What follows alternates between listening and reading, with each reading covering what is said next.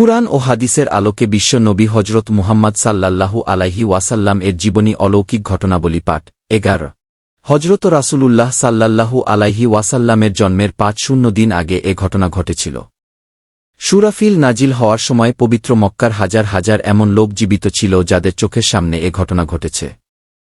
সমস্ত আরববাসী একথা স্বীকার করত যে একমাত্র মহান আল্লাহর কুদরতেই ওই বাহিনী সম্পূর্ণরূপেই ধ্বংস হয়েছিল। পবিত্র জমজম কূপ খনন। আব্দুল মুত্তালিব হেরেম শরীফে নিদ্রা যাচ্ছিলেন, হঠাৎ তিনি এমন একটি স্বপ্নে দেখেন এক ব্যক্তি তাকে এসে বলছে, জমজম খনন করো। তিনি জাগ্রত হলেন এবং বললেন, হে আল্লাহ, আমার দৃষ্টিতে এর আলামত স্পষ্ট করে দাও।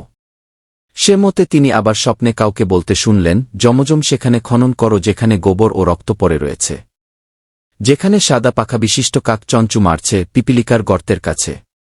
এই স্বপ্ন দেখে আব্দুল মুত্তালিব কোথায় এই আলামত প্রকাশ পেয়েছে তা দেখার জন্য রওয়ানা হয়ে গেলেন।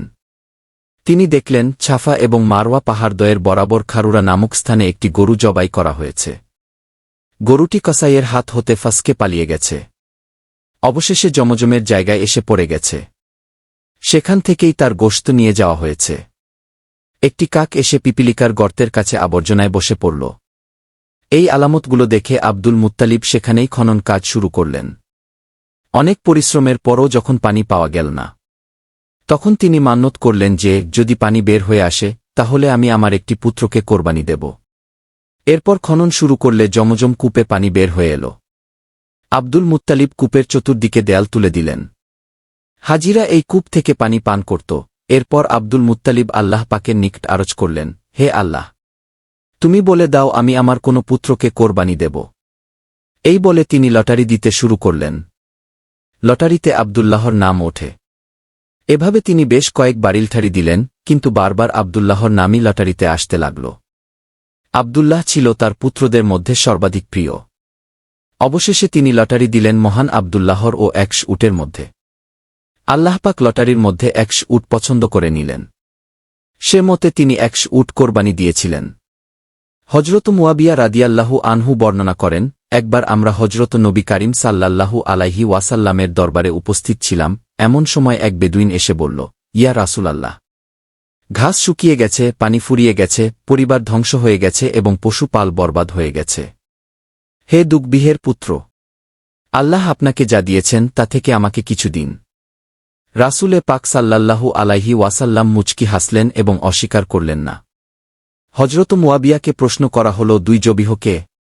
তিনি বললেন, আব্দুল মুত্তালিব যখন জমজম খনন করার আদেশ পান তখন তিনি মান্যত করলেন এ কাজটি সহজে সম্পন্ন হলে একটি পুত্রকে জবেহ করবেন। খনন সমাপ্ত হলে তিনি পুত্রদের মধ্যে লটারি দেন। তাতে আব্দুল্লাহর নাম উঠে। এরপর তিনি ১০০ উটের ফেদিয়া দিয়ে পুত্রকে জবেহের হাত থেকে রক্ষা করেন। অতএব এক জবিহ আব্দুল্লাহ হজরত রাসূলে পাকের পিতা, আর এক জবিহ হজরত ইসমাইল আলাইহিসসালাম। বাইতুল্লাহর দিকে মুখ করে নামাজ কায়েম করো। فول وجهك شطر المسجد الحرام وحيثما كنتم فولوا وجوهكم شطره। অর্থ, এখন মসজিদে হারামের দিকে তোমার মুখ ফিরাও, আর তোমরা যেখানেই থাকো না কেন এর দিকে মুখ করে নামাজ পড়তে থাকো। সূরা বাকারা আয়াত ১৪৪। মূলত দুনিয়ার সকল মানুষ তথা সকল মুসলমান একমুখী হয়ে সালাত বা নামাজ কায়েম করুক, সে জন্যই ওই ঘরের নির্মাণ, স্থায়িত্ব ও সংরক্ষণ করা হয়েছে। কালো বস্ত্রে ঢাকা ঘনবর্গক্ষেত্রিক সে মহান ঘরের নামই পবিত্র কাবা শরীফ, যা ইসলামের যথার্থ হৃদপিণ্ড। শরীরকে সজীব রাখার জন্য অসংখ্য রক্তবাহী শিরা উপশিরার মতো মুমিনের সকল প্রার্থনা কাবার দিকে প্রবাহিত হয় এবং তা আত্মাকে সজীব করে। পৃথিবীর এটাই একমাত্র স্থান যেখানে সকল মুমিন বিশ্বাসী একে অপরের সামনাসামনি হয়ে মহান আল্লাহ পাকের আনুগত্য প্রকাশ করে। যখন সূর্য রাতের নীল অবগুণ্ঠনে মুখ লুকায় তখন মসজিদে, ঘরে ঘরে, রাস্তাঘাটে, হাটে বাজারে, পল্লীগ্রামে, এমনকি বনজঙ্গল ও মরুভূমিতেও সকল মুসলমান একা বা জমাতবদ্ধ হয়ে কিছুক্ষণের জন্য কাজকর্ম স্থগিত রেখে মহাপ্রভুর মহিমা সুন্দরভাবে বর্ণনা করে। নামাজির দৃশ্য। নামাজি বান্দারা নির্মল শরীর ও পবিত্র মন নিয়ে সবার সাথে একত্রে কাতার বেঁধে পবিত্র কাবার দিকে মুখ করে দাঁড়ায়। নামাজি বান্দা সোজা হয়ে দাঁড়ায়, মাথা থাকে কিছুটা ঝোঁকানো, চোখ থাকে নিম্নে নিবদ্ধ। পরিহিত পোশাকের আচ্ছাদনে তারা সম্পূর্ণ নিশ্চল। একই দিকে মুখ রেখে দাঁড়ান, ইমাম তাদের সম্মুখে। ইমামকে অনুসরণ করে তারা আল্লাহু আকবার তাকবীর উচ্চারণ করে এবং কান পর্যন্ত হাত উঠিয়ে হাত বাঁধে। এ দ্বারা তারা বিশ্ব নিখিলের প্রভুর সর্বময় শক্তিধর আল্লাহর অনুভূত উপস্থিতির স্বাদে যে চরম আনন্দ রয়েছে সে আনন্দের সাক্ষ্য বহন করে।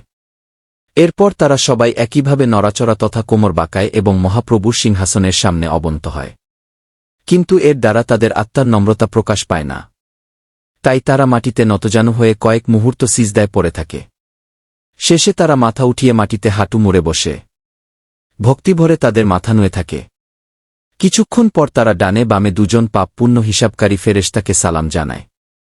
তারপর অতি ভক্তিভরে তারা কিছুক্ষণ হাঁটু মোড়া অবস্থায় মোনাজাতে থাকে। তাদের খোলা হাতের জোড়া তালু থাকে বুকের কাছে উঠানো এবং চোখের নিচে। বস্তুত তারা নিজের জন্য, আতিয়ের জন্য এবং ইসলামের জন্য আল্লাহর করুণা